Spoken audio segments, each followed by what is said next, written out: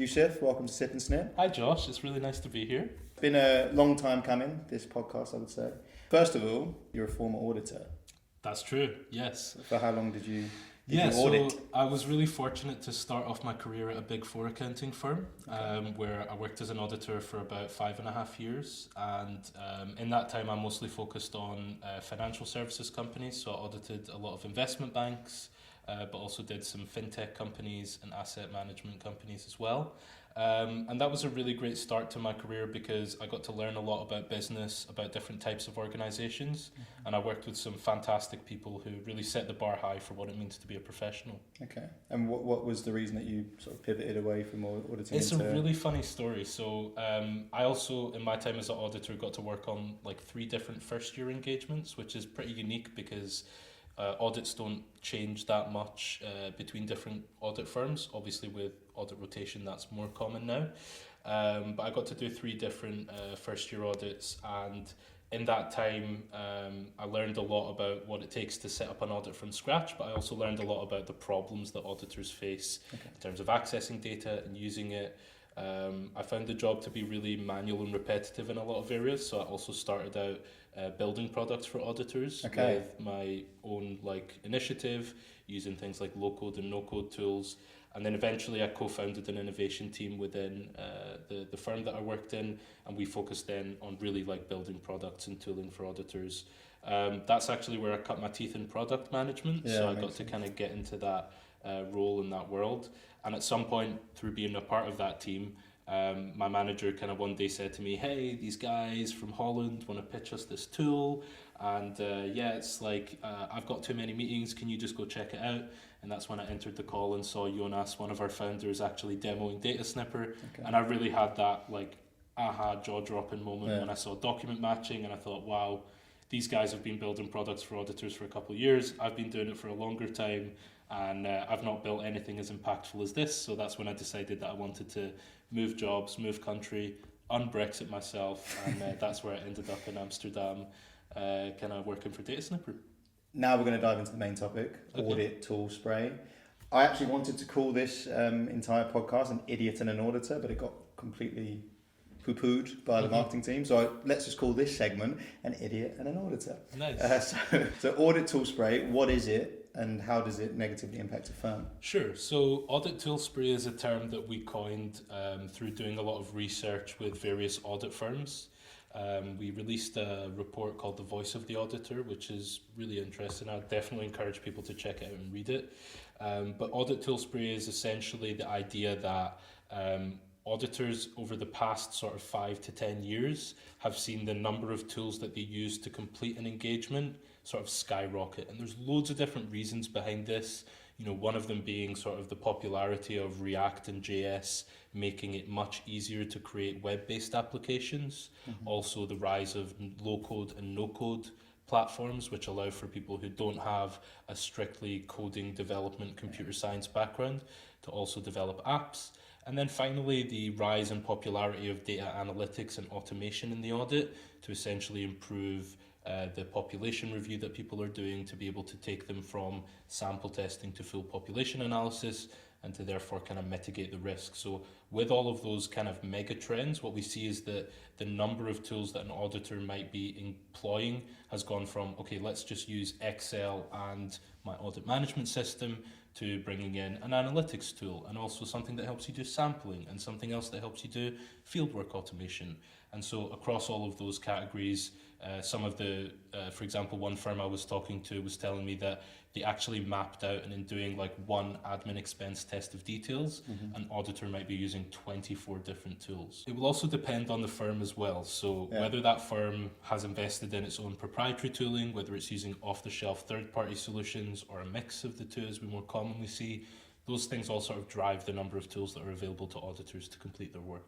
Did you see an overlap in terms of one tool and another tool kind of did the same thing, but because one wasn't sort of employed correctly, it meant that you got another one, and then suddenly you're just sort of drowning in tools that have all these overlaps? Yeah, so I think there is some element of that. I think the other side of it is that audit is really like a 3-tier long tail problem, where you have different audit standards across different countries and regions, and then within those countries and regions you have different firms, And then within those firms, you have different engagement teams and different industries that they might be working on. So when you think about it from that perspective, it's actually super logical that these audit firms, especially the ones that operate multinationally, would have different tools being developed because there's various regional and industry-based differences. What you also see is that because of the rise of these low-code and no-code platforms, there's a lot more what we call citizen innovation, where people are just developing applications to essentially meet the needs that they encounter on their day-to-day jobs. Then you also see that people are working in a kind of duplicative way. However, what I would also say is that, also borrowing this from Marty Kagan, who's a really interesting product influencer, duplication is also the price that you pay for velocity. So if you want people to develop things quickly, you also have to be open to the fact that people are going to work on the same thing.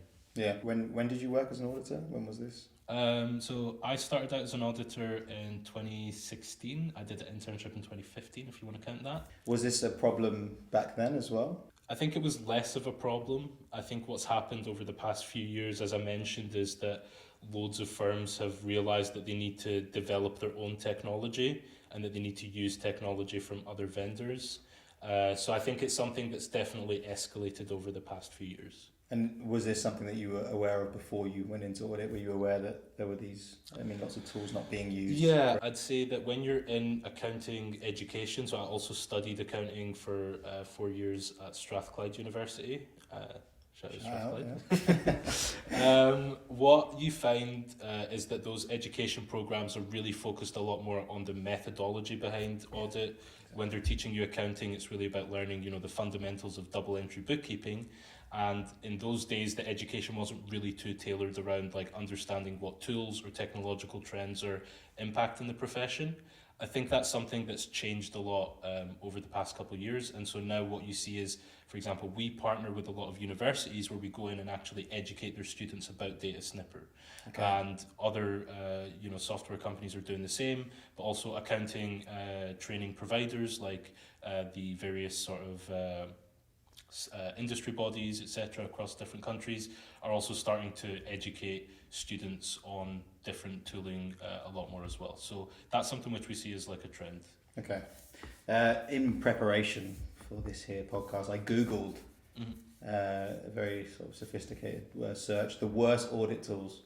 And I stumbled across a Reddit thread from this year of someone who's worked in some of the biggest firms in the world. They listed some general issues with tools, and I want you to just give me sort of a yes or no if these resonate with you. It eats up CPU usages and memory, which means battery won't last an hour. Yes, I've experienced that. Microsoft Teams, I'm also looking at you here.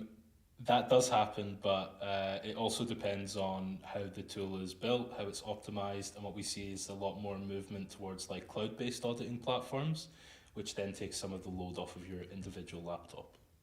Yeah, and then I guess linked was my laptop overheats, external keyboard needed, which I thought was quite funny. So this one I actually have seen in practice, and I had a friend who used to carry around an extra keyboard for his laptop. It actually made client meetings super awkward as well. So yeah, that's definitely true. So basic features, this is my actual favourite. Basic features like referencing between working papers are as foreign as a polar bear in Africa to the tool. Yeah, that's pretty dramatic way of putting it, but I think that definitely is a part of doing audit, is really referencing between different documents, making sure that you can show a clear flow to the work that you're doing. And from that perspective, then, yeah, some platforms are better at it than others, but for the most part, it can still be a challenge.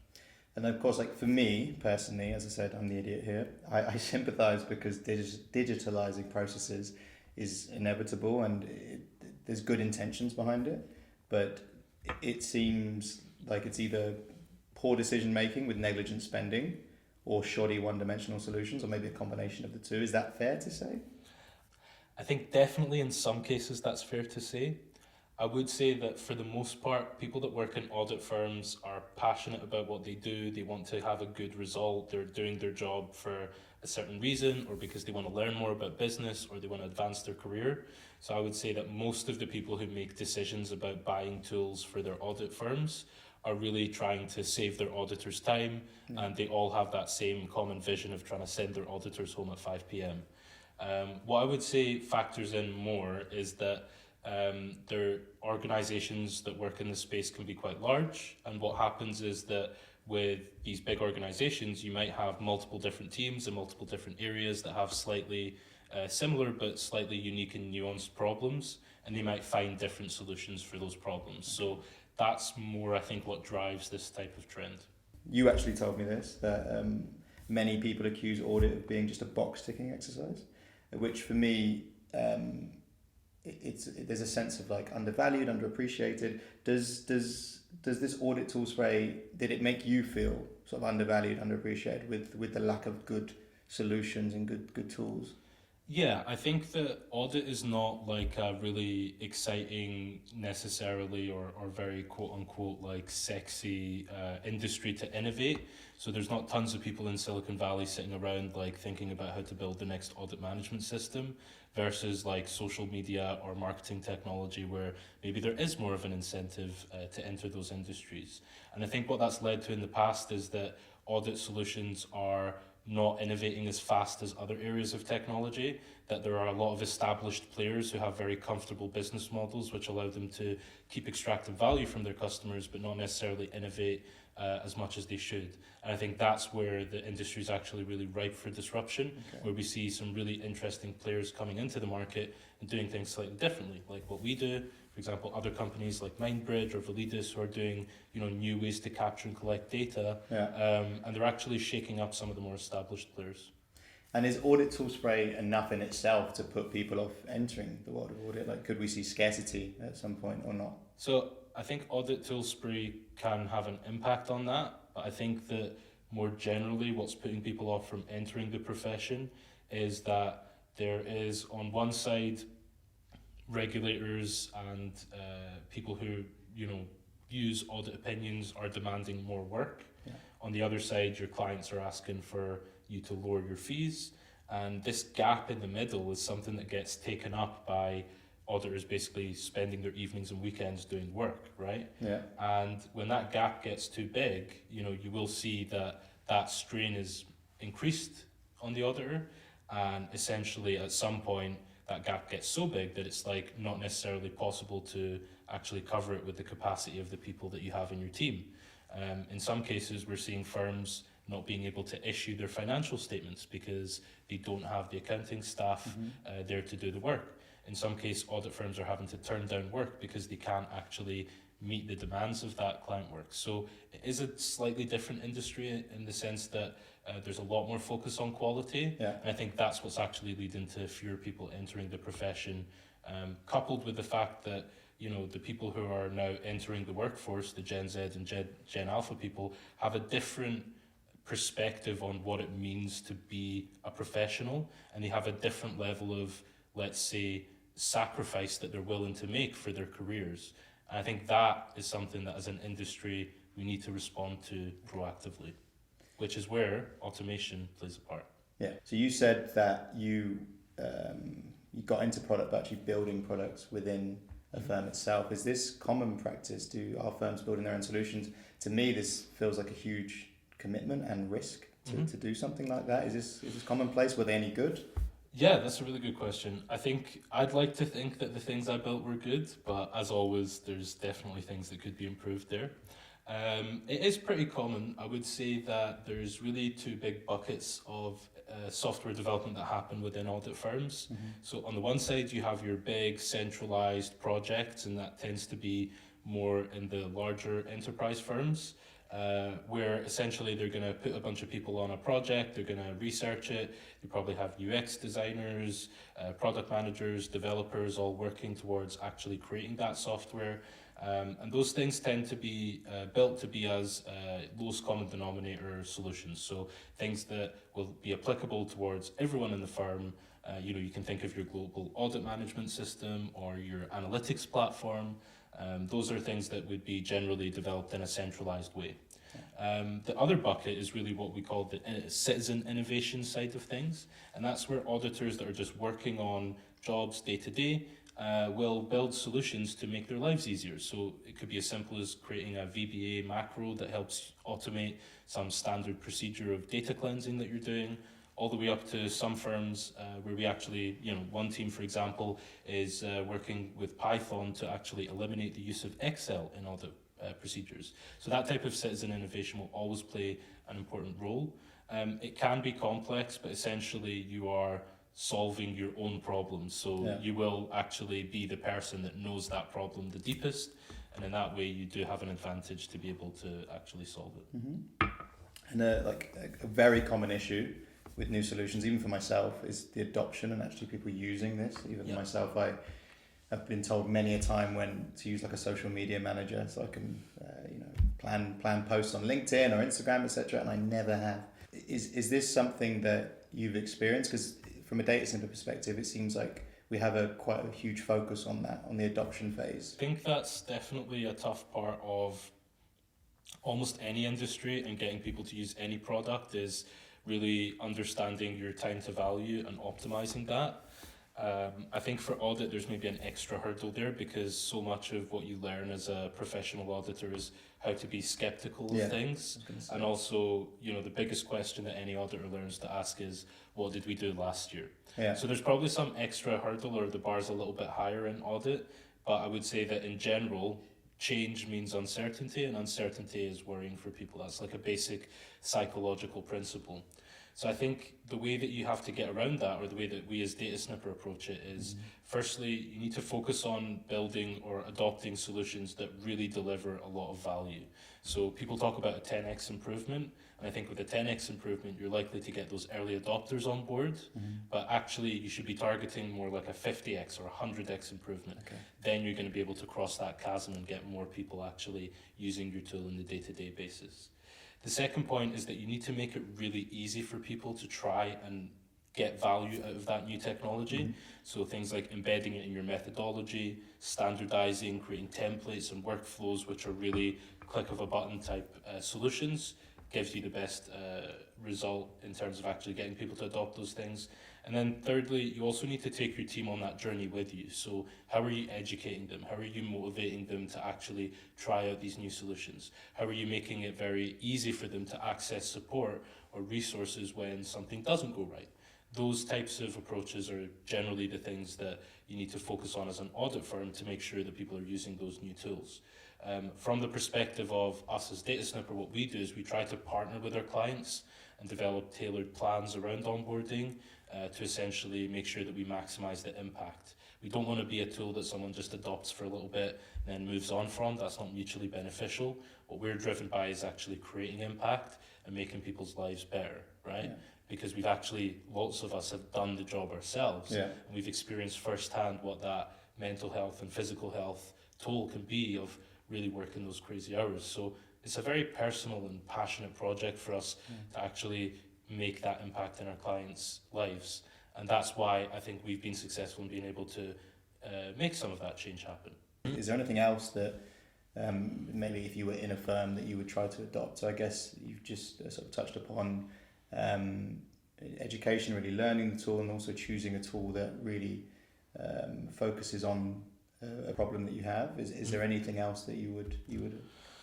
Yeah, so I think try and select the tools that don't require a lot of context switching. Like if you're working in a cloud-based document management system, do you have tools that integrate with that? Do you have things that are also in cloud or web-based apps? If your firm is majority working in desktop solutions and working in Excel, our product is actually an Excel plugin, right? So that's helped us to really avoid that. I'd say the other side of things is just making sure that you have like a clear centralized framework for innovation spend, innovation budget. That way you can monitor and check the ROI of certain things so that you're actually really optimizing that investment portfolio of technological solutions as you're going forward. As the man on the inside with regards to our product, is there any exciting little tidbit or product update that you can share with me? Yeah, sure. So we have an event coming up in October called DataSnipper Connect. So if anyone is based in New York or in the Eastern Seaboard, that sort of area, definitely encourage you guys to register for that. And we're going to be sharing some exciting new updates. But for now, I'll give you a sneak peek preview by just saying 2 auditors, 1 spreadsheet. So those were all my questions. So thank you, Yousef. That was a pleasure. Yeah. If there's anything else you'd like to share about Audit Tool Spray, directly at the camera, now's your time. If not, okay. then I just want to give one final message. Thanks everyone for listening. And if you're out there working all those crazy hours on that engagement, just know that we hear you, we see you, we feel you. Help is on the way. Believe in yourself, and happy snipping.